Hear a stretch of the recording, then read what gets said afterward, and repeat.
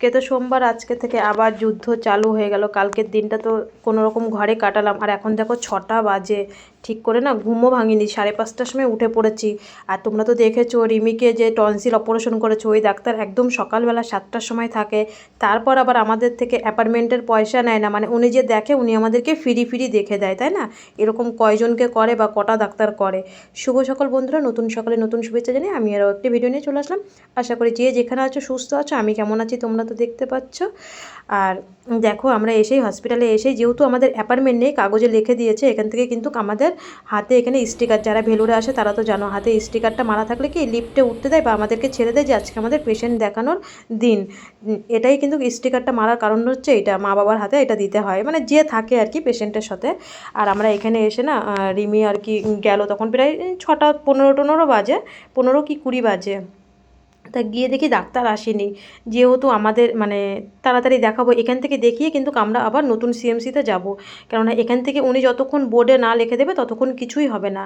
আর রিমি দেখো ঘুম থেকে উঠে এসে তো ওর বাপির কোলেও ঘুমিয়ে পড়েছে, ডাক্তার আসতে লেট হচ্ছে। আর এদিকে সবারই ঘুম ঘুম ভাব, এত সকালবেলা 6টা বাজে, 5:30টার মধ্যে উঠে রেডি হয়ে 3জন ফ্রেশ হয়ে তারপরে তো আসতে হবে, ডাক্তার দেখাতে হবে, বিরাজ করতে হবে, গার্গেল করতে হবে, কেননা যেহেতু মুখের ডাক্তার দেখবে।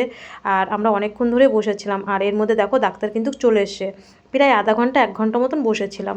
7:30টার দিকে ডাক্তার চলে এসে, আর ডাক্তার আসার পরে রিমিকে ডাক্তার দেখলো, আবার ভালোভাবে প্রথমে একবার দেখলো, চেক আপ করলো, একবারের জায়গায় 2বার দেখলো, আবার নিজের মানে যেখানে বসে ওখানে নিয়ে গিয়ে আবার ভালো করে দেখলো। সত্যি জানো না, মানে এত ভাগ্য করে আমরা ডাক্তার পেয়েছি। আবার রিমি বলেছে যে ম্যাম আমার বিএমটি হয়ে গেলে কিন্তু আমি আপনার সাথে দেখা করব। হ্যাঁ, বলছে ঠিক আছে মা, তুমি আমার সাথে দেখা করে যাবে। আর এত সুন্দর করে দেখার পরে বলল যে হ্যাঁ একদম ঠিক আছে, আমি আজকে কম্পিউটারে তুলে দেবো। আর রিমির হচ্ছে একটু না মাঝে মধ্যেই নাক দিয়ে ব্লাড বেরোয়। এটা থ্যালাসেমিয়াদের বেরোয়, শুধু রিমির না, প্রত্যেকটা থ্যালাসেমিয়া বাচ্চাদেরই কিন্তু। ওরা তো দেখো একটু স্বাভাবিক বাচ্চার থেকে তো ওরা একটু অন্যরকম থাকে, তাই না? ওদের কিন্তু একটু নাক মুখ দিয়ে ব্লাড বেরোয়। আর রিমি এরকম ঘুমায় তো হট করেই না নাক মুখ দিয়ে কিন্তু ব্লাড উঠে যায়। আর কি করা যাবে।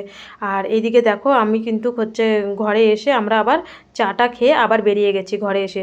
তখন কিন্তু চাও খাইনি, আর চা না খেলে কিন্তু সকালবেলা ভালো লাগে না। চাটা না খেলে কিন্তু একদম ঘুমের জল কাটে না, তাই না বলো? তাই ঘরে এসে আমরা চাটা খেয়ে একটু জল বিস্কুট খেয়ে আবার বেরিয়ে গেলাম ওই নতুন সিএমসিতে যেতে হবে। আর এই ডাক্তার কিন্তু ওকে একটা নাকে মলম দিয়ে দিল, বললো যদি ব্লাড বেরোয় যেন না আমি হচ্ছে দেখাবো নাকের। ওর প্রায় 4টে স্প্রে হয়ে গেছে, 2টো স্প্রে 2টো মলম দিয়ে দিয়েছে, যদি কোনো সময় ওকে ব্লাড বেরোয় বলেছে এগুলো ইউজ করবা। নাকের স্প্রেটা সবসময় করবে, আর যখন ব্লাড বেরোবে তখন এই মলমটা ইউজ করবে। আমরা বললাম ঠিক আছে। আর এই দিক দিয়ে দেখো আমরা রেডি হয়ে বেরিয়ে এবার যাচ্ছি আমরা নতুন সিএমসিতে, গিয়ে বলবো যে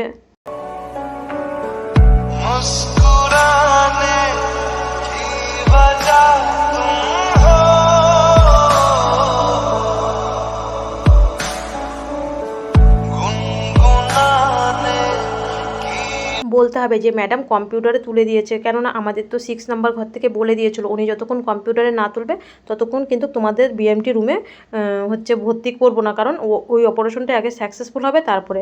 আমরা বললাম ঠিক আছে, আর উনি আজকে তুলে দিয়েছে। আর দেখো এখানে এসে এত ভিড়, আজকে সোমবার আর বৃহস্পতিবার, সোমবার বৃহস্পতিবার দিন কিন্তু আমার হসপিটালে আসতে খুব ভয় করে, কারণ ওপিডি থাকে, মানে ডাক্তার থাকে তো এত পরিমাণে ভিড় হয়। আর দেখো আমি বাস থেকে দেখছি নিচে, তখন কিন্তু 9টা বাজে, হ্যাঁ 9টা 9:30 বাজে। আর দেখো কি পরিমাণে ভিড়, আমি বলছি কি আমার এই বৃহস্পতিবার আর সোমবারটা আসতেই ভয় লাগে যেই পরিমাণে। তার মধ্যে আমাদের ডাক্তারের অ্যাপয়েন্টমেন্ট থাকে না, আমরা কথা বলি, ওদের পেশেন্ট দেখা হয়ে যায় তারপরে কিন্তু আমাদের কথা বলতে হয়, কারণ আজকে যেই পেশেন্টগুলো থাকে তাদের তো আগে কথা বলতে হয়। আর প্রথমেই কিন্তু সোশ্যাল ওয়ার্কে তোমাদের দাদাভাই চলে গেল, আর রিমি চলে গেল সোশ্যাল ওয়ার্কে, আমাদের কিছু কাগজপত্র কমপ্লিট ছিল। আর এইখানে এই যে দেবা ম্যামের সাথে তোমাদের দাদাভাই যে কথা বলছে না, এনার মেয়েরও কিন্তু, এনার ছেলের বনমেরু ট্রান্সপ্লান্ট হবে, এনার দাদার মেয়ে কিন্তু বনমেরুটা দিচ্ছে, ওদের 15 লাখ টাকায় হয়ে যাচ্ছে। আর ওরা কোথাও কিন্তু ব্লাড খুঁজে পাচ্ছে না। তখন বলল যে রিমির মা বাবা যেইভাবে ব্লাড জোগাড় করেছে তোমরাও সেইভাবে, আর তোমরা তো জানো আমার দাদারা এসে ব্লাডটা দিয়ে গেছে, তাই বললো উনি যেইভাবে গ্রামের থেকে লোক এনে ব্লাড জোগাড় করেছে তুমিও সেইভাবে করো, আমাদের কিচ্ছু করার নেই, এখানে কিন্তু ব্লাড দিতে হয়। আর এখানে কিন্তু বাইরে এসে রিমি কিন্তু আইসক্রিমের জন্য বায়না করছিল, আমরা কিন্তু রিমিকে আইসক্রিম দিইনি।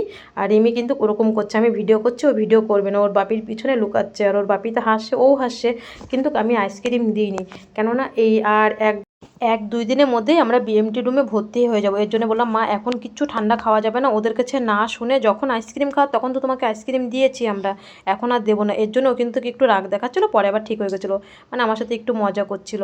আর এখানে এসে দেখো তোমাদের দাদাভাই নিচে ছিল আর আমরা উপরে চলে এসেছি সোশ্যাল ওয়ার্কের ঘরের থেকে। রিমিই কিন্তু খাবারের কাগজ নিয়ে আসে, তোমরা তো দেখো সব জায়গায় রিমি যাই, আমি কিন্তু কমই যাই, আমি পিছনে থাকি। কেননা যেটা সত্যি বলতে আমি অতটা হিন্দি বুঝি না, রিমি বোঝে, রিমি ওদের সাথে হিন্দি ইংলিশ সব রিমি কথা বলে, আমি খুব কম কথা বলি। আর এখান থেকে বেরিয়ে আমরা চলে গেলাম খেতে, কেননা খাওয়ার পরে ওদের সাথে আমাদের একটু তো কথা বলতে হবে। আর রিমি এসে বলছে দেখো ওর বাপির সাথে, মানে আজকে সোশ্যাল ওয়ার্কের ঘরে এত ভিড় ছিল তাও রিমিকে সবার আগে কাগজ দিয়েছে। তাই রিমি এসে বলছে যে আমাকে আজকে ম্যাম বলছিল আমার আজকে ওপিডি আছে নাকি। তা আমি বললাম না আমার আজকে ওপিডি নেই, আমাকে ম্যাম আসতে বলেছে বিএমটি রুমে, ওইখান থেকে আমার যে অপারেশনটা সার্জারি একদম কমপ্লিট হয়ে গেছে, আমি পুরো সাকসেসফুল সেটাই বলে, আর এদের যা কাজপত্র আছে সব করতে। তারপরে এখানে খেতে আসলাম। আর তখন 1টা বাজে, এখানে ভিড় হয় জানো তো। আর জানো সবথেকে আমার এই জায়গাটা এত ভালো লাগে, দেখো আমাদের মতন গরিবদের কত সুন্দর ফ্রিতে, আবার পয়সা দিয়েও তুমি ভালো মন্দ খেতে পারো, বিরিয়ানি খেতে পারো, আরও অনেক ভালো ভালো খাবার আছে, মাছ মাংস সব খেতে পারো, সব রকম ব্যবস্থা আছে।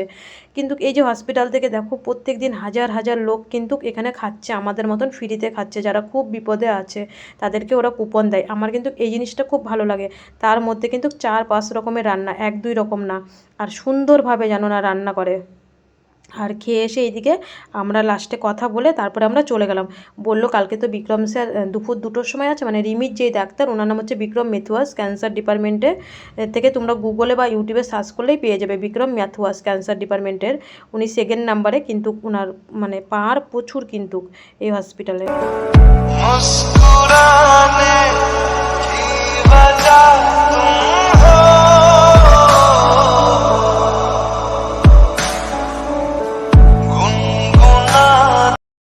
আর আমরা কিন্তু আজকে তাড়াতাড়ি চলে এসেছি, আর মানে 3টের মধ্যেই রুমে চলে এসেছি।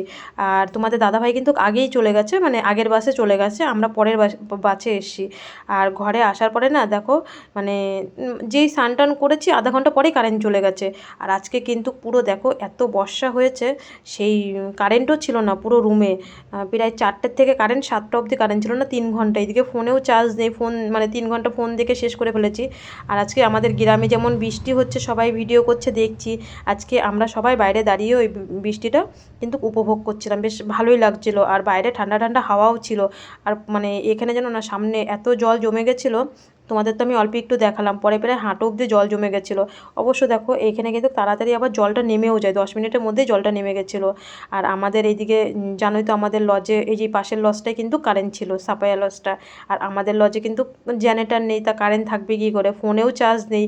আর এই রাস্তাটা কিন্তু খুব ছোট্ট জানো না।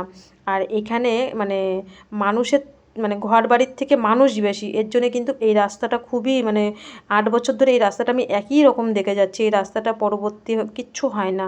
আর এই রাস্তাটাতে যেন না এত কাদা হয়ে যায়। আর এখানে সবাই আমরা তোমাদের দাদা ভাই, রিমি আর যে আশেপাশে যত আমাদের বিল্ডিংয়ের ছেলেপেলে সব আমরা এখানে ছিলাম। আর যখন 8টা বাজে তখন কারেন্ট এসছে, তারপরে আবার বাজারে গেলাম, কেননা সেই দুপুরবেলা হসপিটালে খেয়েছি, আর রাতে এত কিছু রান্না করতে হবে সেরকম ঘরে কিছু নেই। তাই আমার একটা বোন হচ্ছে ভিডিও দেখে বলছিল ওরা লোকনাথ লজে উঠেছিল, আমরাও 2017-তে যখন প্রথম এসেছিলাম তখন লোকনাথ হোটেলে উঠেছিলাম। সেই লোকনাথ হোটেলের দিকে গেলে তো মাছ পাওয়া যায়, তাই মাছ আনতে গেলাম, ওখানে গেলে একটু কম দামে পাওয়া যায়। তাই ভাবলাম কি ঘরে রয়েছে চলো একটু হেঁটেই আসি, 8টা বাজে। আর আজকে কিন্তু দেখো সেরকম একটা বেশি একটা লোক বেরোয়নি, আর দোকানপাটগুলো মাত্র সন্ধেবেলা বসছিল। তাই ওখান থেকে মাছ নিয়ে এসে তারপরে এই ভাইটার থেকে সবজি নিলাম। এই ভাইটার বাড়ি কলকাতা, তো আমরা এখান থেকে সবজি নিই। টমেটো নিলাম, ধনেপাতা নিলাম, আর 5 টাকার লঙ্কা নিলাম, কেননা আমরা একদিন ঘরে আছি, 5 টাকার লঙ্কা হয়ে যাবে। তারপরে তো বিএমটি রুমে ভর্তি হয়ে যাবো, তারপরে এই রুমটাও ছেড়ে দিতে হবে, হসপিটালের রুমে তোমাদের দাদাভাই চলে যাবে। আর এই দিক দিয়ে দেখো রিমির জন্য কিন্তু এই দুধ নিলাম। রিমি বললাম আমুলের দুধটা নাও ভালো হবে, কারণ হচ্ছে রিমির আজকে গাইনোর যে ওষুধটা আছে দুধ দিয়ে খাওয়াতে 1 মাস পর পর, ওটা খাওয়াতে হবে বলেই রিমির জন্য এই দুধের প্যাকেটটা নিলাম। রিমির আজকে রাতে ওষুধ আছে।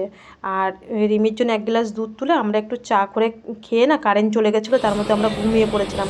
তারপরে যখন 10:30 বাজে তোমাদের দাদাভাই উঠে তাড়াতাড়ি করে ভাত বসালো, আর মাছটা ভেজে রেখেছিলো, কারেন্ট ছিল না তো কী করবো। আর আজকে যেহেতু ঠান্ডা ঠান্ডা ছিল, সারাদিন পরে দেখো হসপিটাল থেকে আসতে তো ক্লান্ত লাগে, তাই না। দেখো সব দোকান প্রায় বন্ধ হয়ে যাচ্ছিলো, আমরা তখন ঘুম থেকে উঠে তারপরে গিয়ে রান্না বসালাম।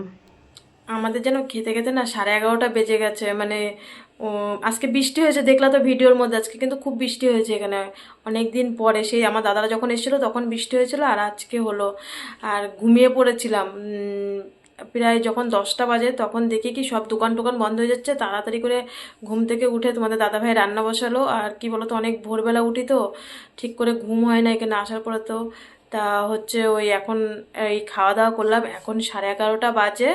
আর আজকে বলছিলাম না, ওই যে রিমির যে অপারেশন করেছে সার্জারির ডাক্তার, তা আজকে বোর্ডে, মানে বোর্ডে বলছি, কম্পিউটারে তুলে দিয়েছে, অপারেশনটা সাকসেসফুল হয়েছে।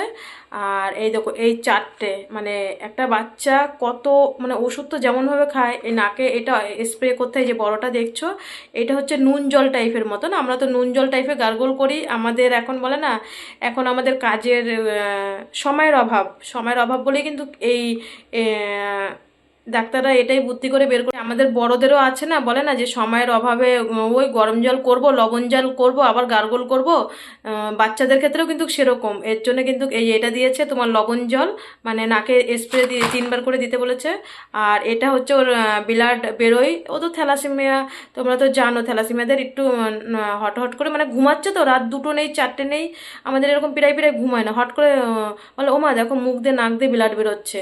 হট করে এরকম ঘুমাবে 2 দিন 3 দিন পরে হট করে ওর নাক দিয়ে মুখ দিয়ে ব্লাড বেরোয়। বলেছে এটা যখনই মানে বেরোবে তখনই এটা দেবা। আর এটা হচ্ছে ওর নিঃশ্বাস নিতে, ঠাকুর আশীর্বাদে বললো অপারেশন হয়ে গেছে আর অসুবিধা হবে না। ও না আগে নাক দিয়ে নিঃশ্বাস নিতে পারতো না, ও ঠান্ডা সবসময় লেগে থাকতো, নাক দিয়ে নিঃশ্বাস নিতে পারতো না, মুখ দিয়ে সবসময় হা করে রিমি কিন্তু নিঃশ্বাস নিত। আর অপারেশনের পরে ও কিন্তু নাক দিয়ে নিঃশ্বাস নিতে পারে। আর এটাও বলেছে যদি মুখ দিয়ে ব্লাড বেরোয় কোনো সময়, এটা নাক দিয়ে দেবো, মুখে চলে যাবে। এই তাহলে বলে একটা বাচ্চা মানুষের 4টে শুধু ডফারই দিয়েছে। আর কালকে হচ্ছে বিক্রম স্যার দেখলেই আমাদের ডাক্তার দেখানো কমপ্লিট। কালকে বিক্রম স্যার দেখবে বলতে, আমাদের তো এখনও পুরোপুরি 35 লাখ টাকা জমা করতে পারিনি, 30 লাখ টাকা। আর এবার কত দেখি উনি কতটা করে, ওনার একটা সইতে অনেক দাম আছে। এবার উনি কালকে বিক্রম স্যার দেখবে, ওর কালকে স্পেলিংটা দেখবে।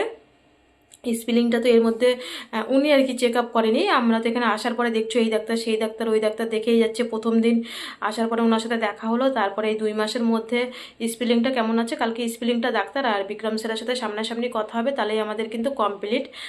ঠাকুরের আশীর্বাদে 2 মাসের মাথায় সব কমপ্লিট। এবার শুধু বিএমটি রুমে ভর্তি হবো, শুধুই ওনার কালকে দেখার পালা, দেখলেই হয়ে যাবে। আর তোমাদের এই আজকে সব বলে দিলাম। আর সবাই ভালো থেকো, সবাই সুস্থ থেকো। আজকের মতন টাটা বাই বাই। কালকে আরও একটা ভিডিও নিয়ে আসবো। সবাই ভালো থেকো, বাই বাই টাটা।